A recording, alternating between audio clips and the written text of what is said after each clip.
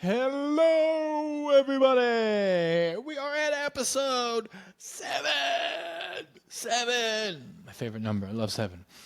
This is a Silent Ovation. My name is Justin McLaughlin. We are sponsored by Ovation English, the world's first language learning program based on the performing arts. So, this is episode number 7. I'm so psyched.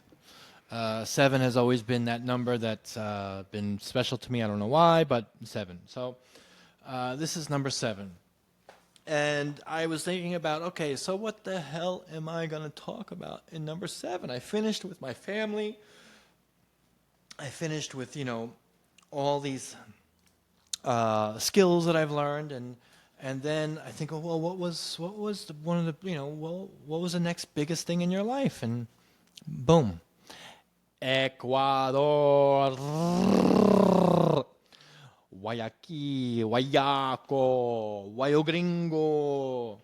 Yeah, so I want to talk about my experiences in Ecuador as a gringo, as an American, living in a South American country like Ecuador, and what I really got from this place. From Ecuador. So, as I said, once I finished college, I got into working as a carpenter and playing music at night. I did that for a long time. That was my bread and butter. That's what I love to do. And then, I met an Ecuadorian woman at one of my shows, and we, started dating, and we got married, and, once we had kids, we had my daughter, Evie, and then we had Gigi. Two beautiful, Jesus Christ, two most beautiful girls in the world. And great babies, just great, just wonderful, wonderful, just amazing girls. We were living in Yonkers, New York, and if you don't know much about Yonkers, New York, you don't even bother.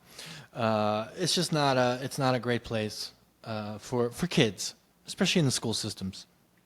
And plus, with my experience in the school systems in the States, what I was offered, I was like, no.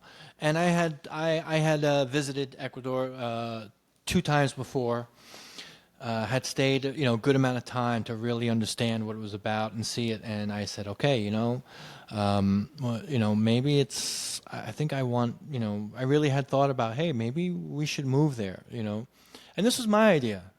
She was from there, but she was happy in the States. But I was like, I think this could be really great, and I think it'd be really great for them.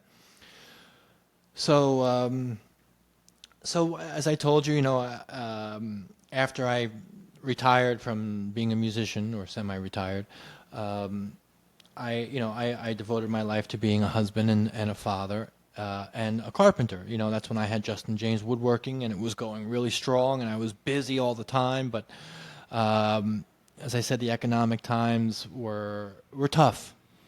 The country was going through a big screw you.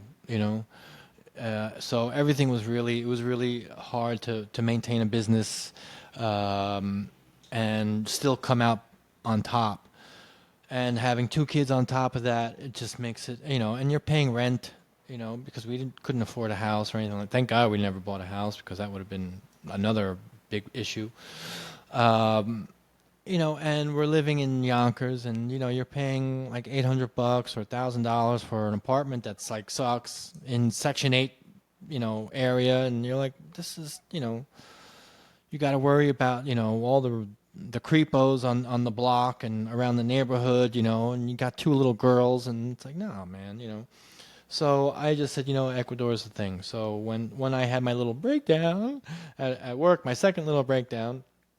And it's funny, it always happens with carpentry, I just said, okay, that's it, we're going. And man, just planning. Once we said okay, this is it. It was like a whole nother world, because I've moved a lot in my life, but there's nothing like moving to another country. Nothing. Nothing compares. No other moving compares to than moving to another country, because you're going over the ocean. So you're not going on the highway and going up to a different town, city, or state. No, you got to put everything in a container. That container's got to go on a massive ship, and that ship sails to where you're going. So you got to get everything right. So just the process of packing, because you have to put everything in a box. Everything has to be marked. Everything has to be labeled and organized and all that stuff. Uh, what a wild ride that was. But and I was really gung ho about, I'm so excited. Yeah, I'm so excited. And it's funny because about 3 months before or 2 months before I actually left, I was still I did carpentry. I was still working up until the day I left. Because I just needed to make as much money as I possibly could. There was a guy, I was working on this job and I was doing, coffered ceilings and all beautiful cabinet work in this woman's house. And this guy came to me and he was like, "Man, I just got this big development. I want you to come and do all the woodworking." And I was like, "Oh, dude, sorry, I'm leaving." He's like, "What?" He's like, "This is going to be big." And I'm like, I'm moving. What can I do? I'm moving. It's already done. I can't change anything now. When I got all the passports, got all the visa, all, you know, and I just said, oh, shit. I hope I don't regret this. So the kids, they moved like a month and a half before I did because I was working on a big project and I needed to finish it because that was going to be a lot of money. And it was going to keep us afloat for a while. So they left, and then I stayed. And then once I finally got there, first, you don't know heat until you're in a tropical country, especially on the equator where you're the closest to the sun. It knocked my ass out, man. I had never felt heat like that in my life. And the way the sun just you feel like you're cooking. I mean, you just feel like you're cooking. So getting adjusted to that was hard. I just by 12 o'clock I'm like, oh, I'm sleepy. But so once I got there, before I left. Sorry, let me go back. Before I left, I was at the consulate in New Jersey, the Ecuadorian consulate, telling them, okay, I'm moving. I got this paper, so what do I need? They said, oh yeah, you got everything already. Just go. Once you go there, you present that, you'll get your visa. Once you get your visa, you'll get your cedula, which is like an ID. It has an ID number, which is the most important thing that you need here, and because you can't do anything without that. So they're like, yeah, you're good.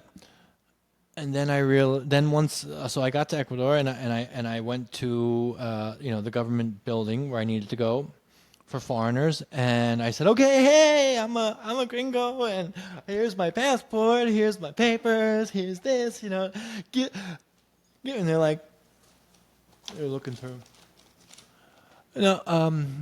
You're missing this paper, this paper, this paper, and this paper you have to get back in the States. And I was like, but wait, what, huh? But no, I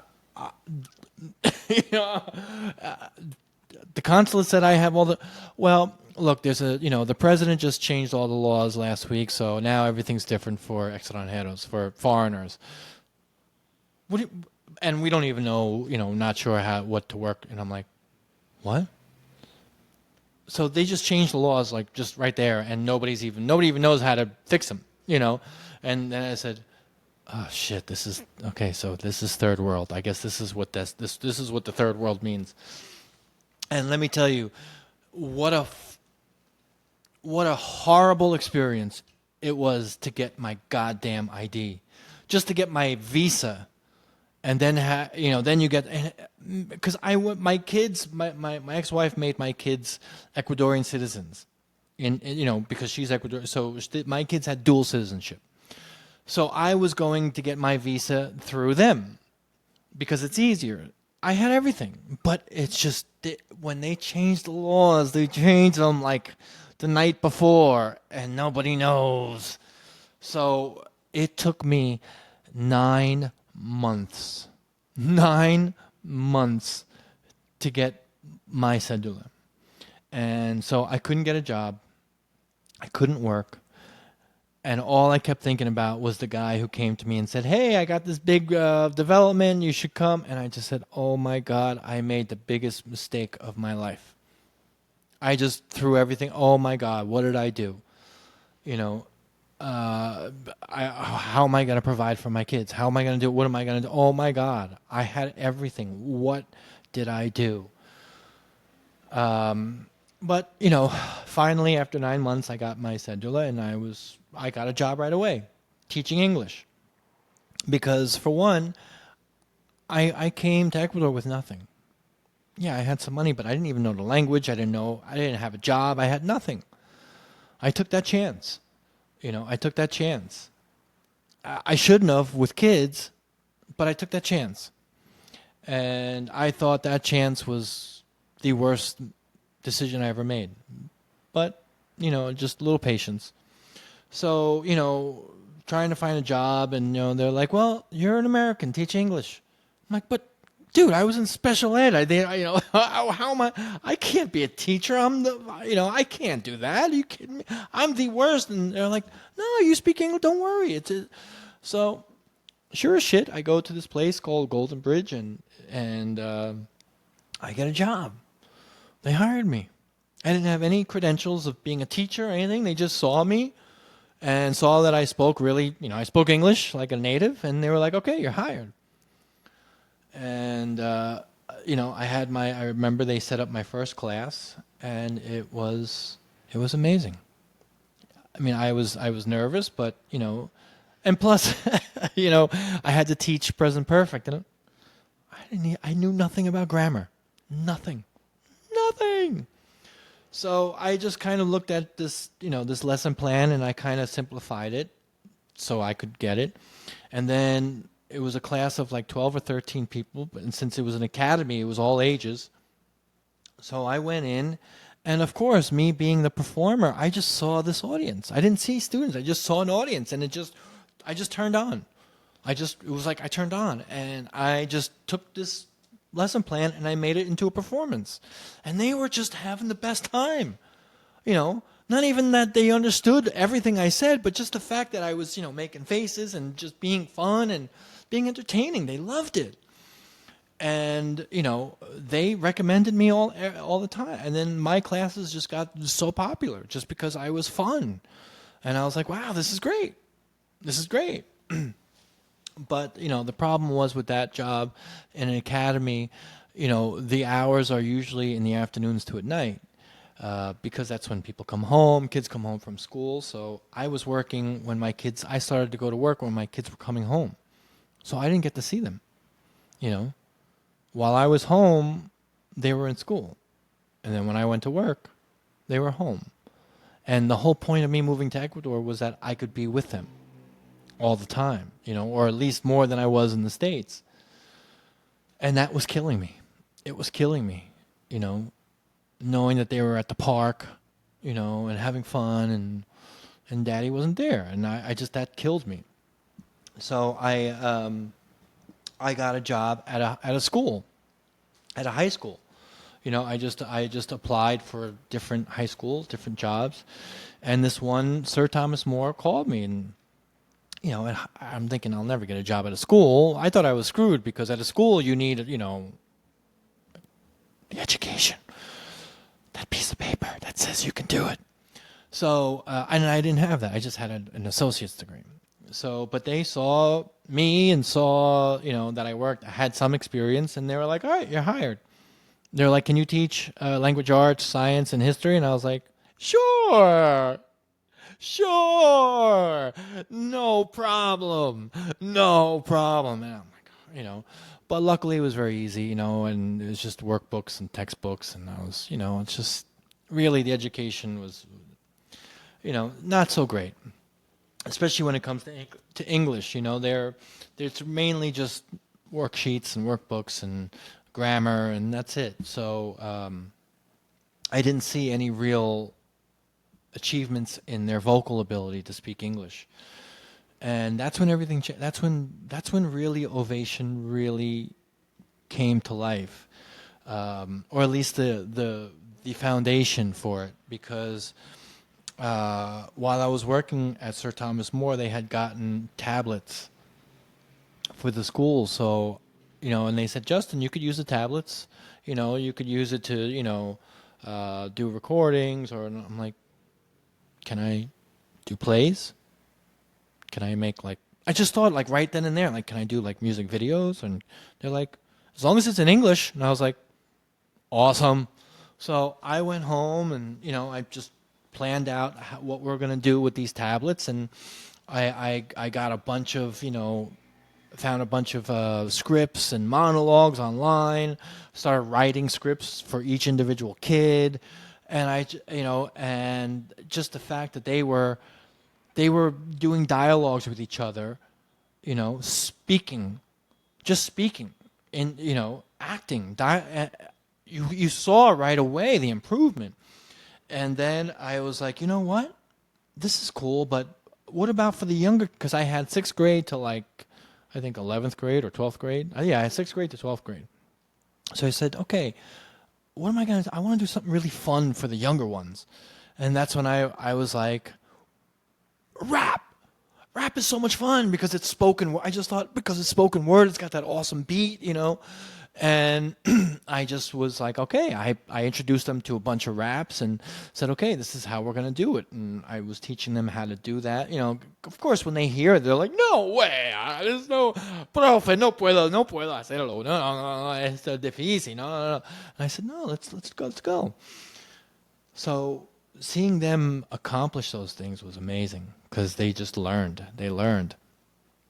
And that just gave me all the confidence in the world because they just improved so much, and I improved so much, and I was just and I looked at and I there was just one day where I was sitting at my desk, I had my teaching uniform, and people are calling me profe, professor, and teacher, and I'm like, I could never have done this in the States. They would never have allowed me to have an opportunity to do this, And here I'm getting praise for being a great teacher and all this stuff. And this little country has given me this opportunity. They didn't care that I didn't have a degree. All they cared was that I wanted to do it and that I could do it and I spoke English, I'm like, that's all they needed. And people would always ask me, so where did you go to school? And what'd you study? I'm thinking I was going to, study education or English. It's like, no, I studied carpentry. How did you become a good teacher? And I'm like, well, I'm a performer. So that really works. And, then I took that question and I thought about it. I said, how did I become a good teacher? Why am I? And then I thought about, but teaching is like, it's like carpentry. We've been doing it since the dawn of time. Like you had your elders who would teach the younger ones. And they would listen and they would learn. And these elders, they didn't have a degree. They just had the experience. So I said, yeah, this is so silly that, there are people who are just natural teachers. Just natural. They have this, like I have this natural skill to teach that I didn't know I had, but I'm just I just love it. And I can connect very well, very easily with my students. And I didn't go to school. Nobody taught me that. So I think about, geez, I wonder how many more of us are out there that are not being used. Maybe this is what teaching needs to go to. Maybe we need to, eliminate all this other stuff and get these people who just are naturally good teachers. So, I said, okay, well, yeah, it's just natural for me. And it was amazing because, I started to realize that, with carpentry and music and anything else, it was a process. It was a hard process, It wasn't easy to learn those two skills, and I had to fail a lot. But when it came to teaching, it just kind of flowed. Yeah, sure, I made some mistakes, but it wasn't like, it was just kind of easy, and I knew, and the beautiful thing was, when you're teaching, you get the results right away from your students. So I was getting these amazing results, and I was having, the administration coming in and seeing what they're like, how did you do that? And I'm like, I don't know. I just, I saw it in my head and I just tried it, because, most teachers, they go by a curriculum and and that's where they stay. And being a performer, an artist, I'm always thinking outside the box. So that's what I did. And and then at the end of the year, at Sir Thomas More, they would have these festivals, these English festivals called Palooza. And I had my kids. We put on a show. I mean, we put on a show, and I'm going to be posting all these videos of that because I have everything. So I'll be posting all these videos of Sir Thomas More and all the other things that I've done. So that was just amazing to really have that, and I just thank this country. I thanked Ecuador so much for that. I mean, the fact that this country allowed me in. Yes, it gave me a hard time getting in, but it was worth it. It was worth it because just out of desperation, I took that job. You know, and if I wasn't desperate, then maybe I would have taken a job that I didn't like or would have looked for something I didn't like. But since it took so long to get my ID and get it, I took it. And it was amazing, So living in a country that maybe other people look at as like, oh, why would you go there? For me, this is the American dream, is being able to achieve your goals.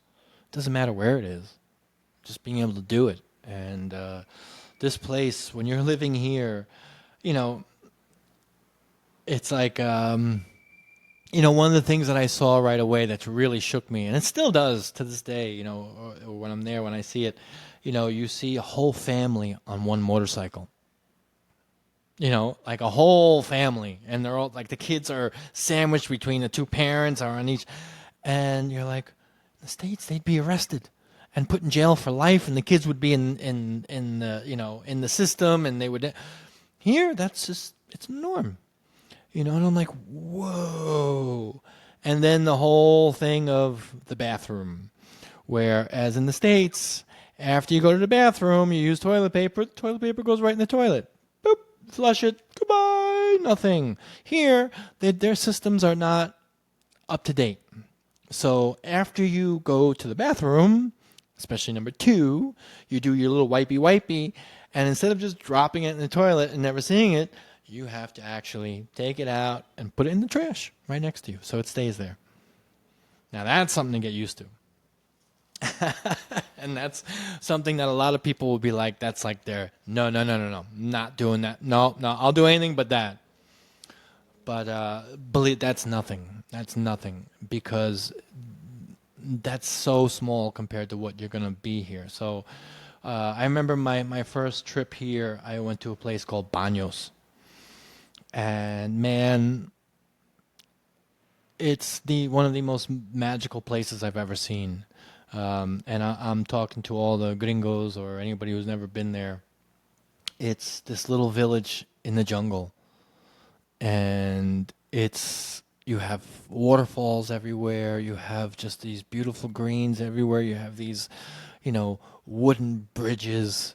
You have all these artisans on the streets, making their art, making homemade candies, and it's just the view of it. You're in the jungle, and it's just like, and you can go bungee jumping, which I did off this bridge, and it was very, very sketchy, but I did it, and it was like, oh my God, that's magical.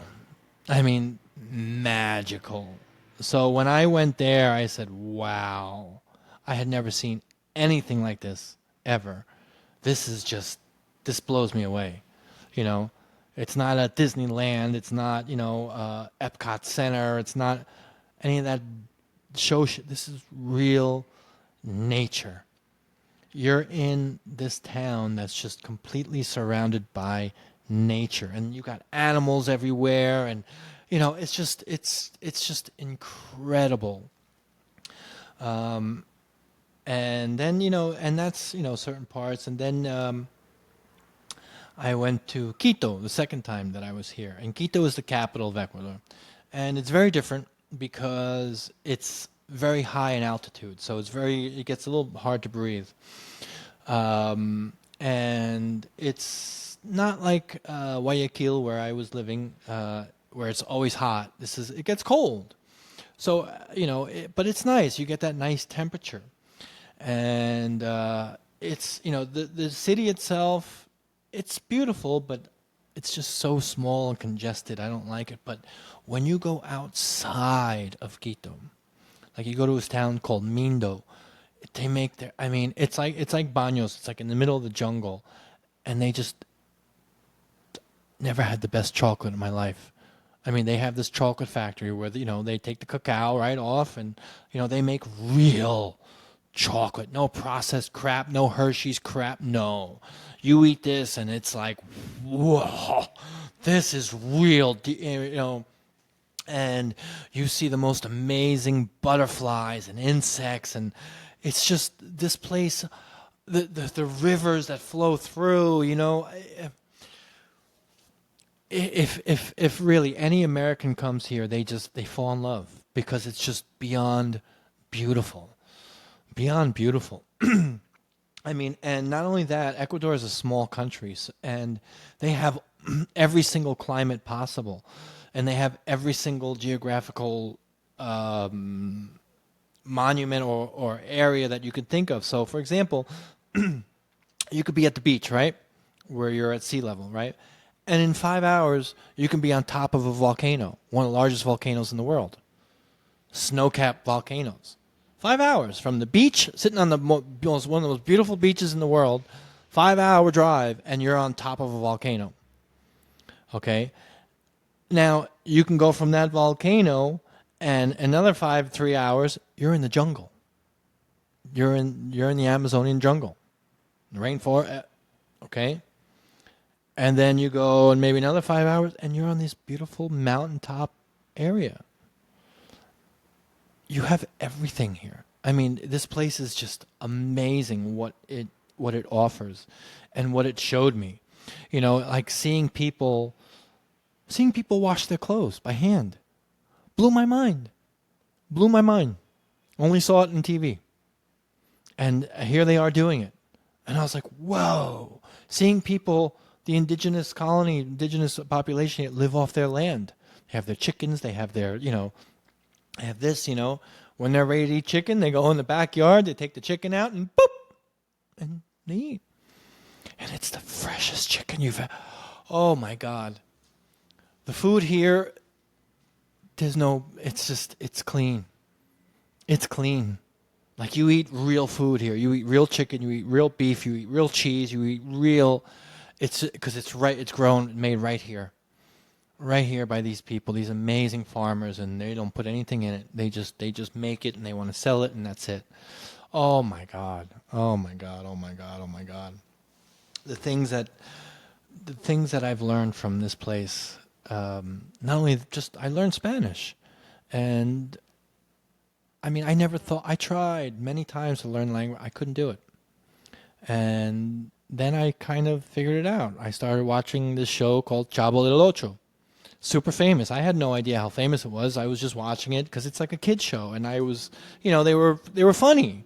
So I was like, okay, this is entertaining. I don't know what they're saying, but I would pick up words and hear things and hear phrases, and and it was just so entertaining just to watch their faces, watch how they were, because they were adults dressed as kids. So they spoke like kids. So after a while, I started to really listen to it, and plus also being here, like. The thing about Ecuador, 95% of the people that live here are Ecuadorians, so you don't have a lot of outside influence. So if you're not speaking Spanish, you're screwed, So everywhere you hear Spanish music, Spanish TV, everything. So all of this art, all of these mediums just filled my ears. And I just started to pick up things more and more and more and more, just from listening to music, watching Chavo, watching other shows. Uh, I never picked up a book, but I got really good.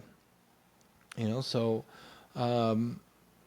just to have that, I mean, I've achieved so much in this country alone. And in the next one, in the next episode, I'll talk about the big one. But this, being able to survive and adapt in a different country like Ecuador, it's so fulfilling. It's so fulfilling, especially when you talk to the locals, and they're just so they're just so nice to you, and they appreciate so much that you're here and speaking Spanish, and you're not just taking over, and you know like that's the thing. When you come to another country, you got to adapt. This is their place, you know so you adapt, and you live by their what how they live, and you give whatever you can of your influence, of your culture. You give it, and if they want it, they'll take it. If not, no big deal. But being able to adapt and being part of this culture, and understanding the values here. I mean, family's everything here. Family's first. No matter what, family is first. And, work is, they're like, yeah, I work, but we're going to have some fun first. It's like, whoa, what? You're going to have fun first? And it's the thing. Like, I always tell people, the favorite word here is mañana or luego. No ahora. No ahora. Luego, mañana. Mañana vamos a hacer. It's like, yeah. Right now we're going to enjoy. We're going to enjoy our time. And then we'll do, when we're good and ready and we feel replenished, we're going to work like animals. And then we're going to enjoy our time again. So on the weekends, everybody travels here. Everybody goes to the beach. They go to the mountains. They go, and it's just so amazing. You cannot get this in the States. Cannot.